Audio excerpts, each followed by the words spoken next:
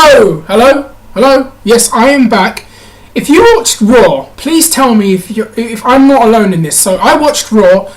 There was that Damien Mizdow Miz segment, with the advert, and it was this thing for erectile dysfunction, Niagara. Go on YouTube, Google Sunset Beach, Gregory and Annie, and I swear to God, the storyline where she was trying to, bed him by putting pills in his drink. I swear it was the exact same pill called Niagara. I will put a link in the description down below. I swear to you, that is what it was. Anyways, starting with what I really want to talk about, Samoe Joe. Now, we all know that Joe is not with TNA anymore. It was announced that he's left the company. I know there was a lot of discussion online about where he was going to go. Would he end up on Lucha Underground?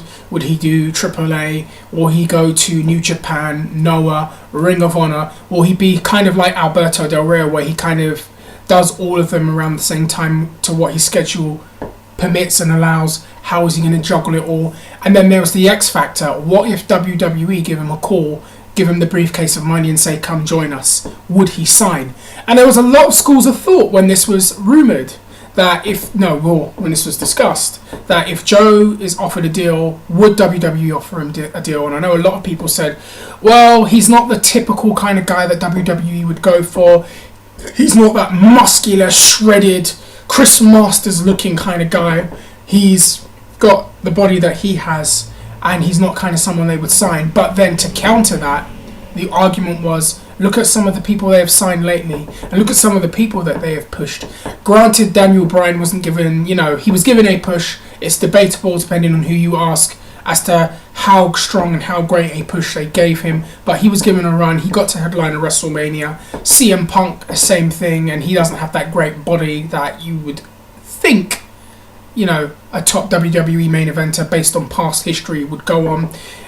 You look at the fact that they signed Prince Devitt, that they signed Sami Zayn, formerly El Generico, that they signed Kevin Steen, and that was probably the biggest one. Kevin Steen, who does not have that kind of physique, but is in the company and is being pushed in NXT as the top heel at the moment. And I believe is even the NXT champion, and he had that great match angle, whatever you want to call it, with Sami Zayn, which I thought was absolutely awesome. And at the same time, you can kind of see that he's shedding the pounds and getting lighter, and they're giving him a run. And I said, in that vein, I could see Samoe Joe ending up in WWE. Now, according to F4W Online, Dave Meltzer is reporting that an offer has been made, a deal was on the table, and it's highly likely, and to some, that Joe has signed with WWE. Now, if I am going to buy this rumour, because Meltzer is a reliable enough source for me to believe that, and if I am to buy this rumour, I am going to say this. Samoe Joe in WWE is something I never thought would happen, but him being there, I think, makes sense for him to be there. I think he should be there. I think he's skilled enough to be there. I think he's talented enough to be there. I think there's a lot that you can do with him, but he can't be wasted. He's not a guy that you should just sign and then, sit in your hands and do nothing with.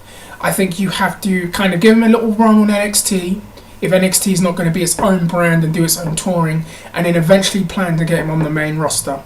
He shouldn't be a guy that should just be kind of lounging about. He is too talented and too good. Now, the only thing is that I felt, and let's go back to TNA, the TNA days, he was my favourite wrestler for a very, very long time. When he was in Ring of Honor, he was one of my favourite wrestlers. When he moved to TNA and was kind of doing both, up until about 2006, 2007, I always felt that he was the main guy that TNA should have done something with. He had a unique style, a unique approach. It was MMA influenced, and I think that even with people who kind of see wrestling as a joke, he's one of those guys that could kind of challenge that mindset and kind of get people interested. And it seemed like the timing was perfect for him to be that man. However, TNA doesn't have a clue, let's just be real. And Samoe Joe was wasted, and by the time he got the belt, I felt that it was too late, personally. Granted, it had a great build-up, that UFC Pride style build-up between Kurt and Joe, lockdown in the 6 sides of steel, so it looked like an MMA fight in a lot of ways. It had that MMA boxing 24/7 kind of build that was very intriguing. But then after that, they kind of did nothing with him, and Joe kind of floundered, and he was in feuds where he was not really presented as the man. And I would even go back to the fact that when he lost to Kurt Angle the first time, that really hurt him in a way, because he had this aura, and what better thing to have done than have him beat Kurt Angle, and then you build up to a rematch where Kurt beats him, and then it's like, don't have them wrestle each other so often, but you could have 3 big matches out of them. And in a way, they kind of, by 2007, had done it so many times that it kind of lost its appeal in a lot of ways. And I think Joe lost his appeal and his aura in a lot of ways.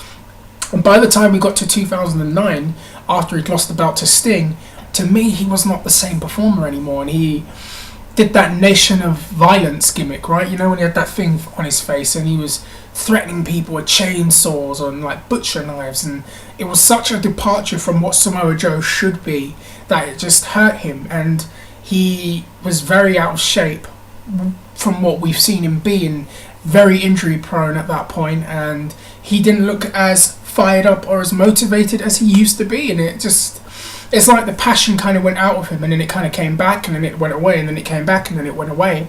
And that to me was his TNA run from 2009 to present day. He was kind of back, then he'd go, then back, then he'd go, then back, then he'd go. And it was really hard watching one of my favourite wrestlers kind of be completely poorly used and poorly utilised in a lot of ways. And when you think about what he could have been and then what he didn't become, it's quite sad.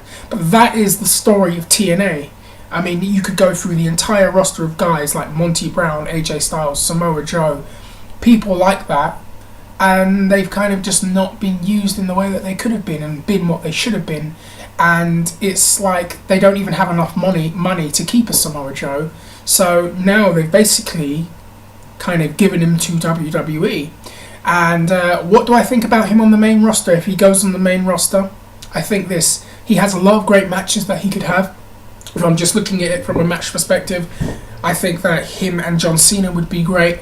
I think that him and Seth Rollins would be great. I think him and Ambrose, him and Reigns, him and Bray Wyatt, him and Harper, him and Barrett, him and the guys on NXT, I think it would be great. I think he has so many great matches there. I think him and Triple H would be quite interesting, although I'd be a bit concerned about how that program might come out, given Hunter's track record.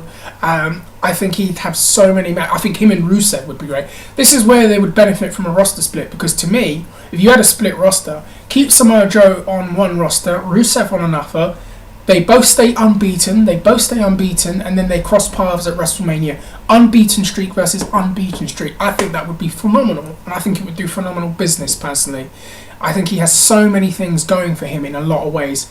I know a lot of people are going to say, well, he doesn't look like the standard wrestler, but at the same time, we've kind of seen this change, this slow change in philosophy, and I think the way he wrestles helps him, because he has a very believable, tough guy kind of style that can appeal to people within the company and appeal to people who are fans who are going to see him for the first time. And I think that if WWE bring him in and he's on NXT, I think that would be good for him for a couple of months before they eventually get him ready for Raw. And I think they could really kind of get that fire back, because that's been one of the things. I think TNA pretty much killed that fire from him, and with WWE, a new scenario, a new environment, that's going to motivate you enough. Now they're going to give you a run, that's going to motivate you even more, and he's going to come in guns blazing, because he's a very prideful person, and I think this could really work out, so long as they don't start burying him and doing all of this nonsense, and they let their ego and their politics get in the way, because he's a TNA guy painted with TNA colours. Fuck that. He's yours now. Do something with him. I mean, the roster is thin in terms of actual stars, not kind of talent, but actual stars. Go make a star. Go do something with him. Go make him one of your cornerstones of the company for the next 5 years. Don't fucking, have him take hip tosses in the first match. No, he should be one of your main guys in there with Seth, with Ambrose, with Reigns, with Cena. As the company is phasing out guys like The Undertaker, I tell you what, him and Brock Lesnar, if Brock stays with the company and he doesn't go back to UFC, I'd love to see that. Maybe he becomes a Paul Heyman guy. There are so many options That is very exciting. So if he is signed with the company, I am super excited to see that. And I want to know what you out there think. Has Samoe Joe signed with the WWE? Has he not signed with the WWE? Are we going to see him in Lucha Underground? Are we going to see him stay with Ring of Honor? Are we going to see him stay with New Japan? Are we going to see him stay with Noah? Where are we going to see Samoe Joe? I will say this. I did hear on a podcast that Joe isn't taking any more bookings, or he's kind of had to reduce the amount of bookings past a certain date. So it implies that maybe he has signed something or something is going on. So that kind of fuels the fire even more. I would love to see him down there. I think he is a super talent and a guy that I think really deserves to be put on the main stage and showcased to the best of his abilities. And if they do that, you're going to make a lot of money. Anyways, guys, I'm going to stop. I'm going to finish. If you haven't met me before, I do YouTube, can't even say it right, YouTube videos on wrestling, MMA, comics, sometimes social commentary. Whatever I want to do, I will do it. Whatever you ask for, I will do it. Guys, comment down below. Let me know what you think about Samoe Joe signing with WWE. Will he have a ridiculous name change like some other people have had? How are they going to... Oh God, Joe and Kenta. How are they going to use him? Is he actually signed? Do you have fears and anxieties about what they might do with him? Or are you confident about what they will do with him? Comment down below. Let me know. And also, if you haven't before, hit that subscribe button. Take care and peace.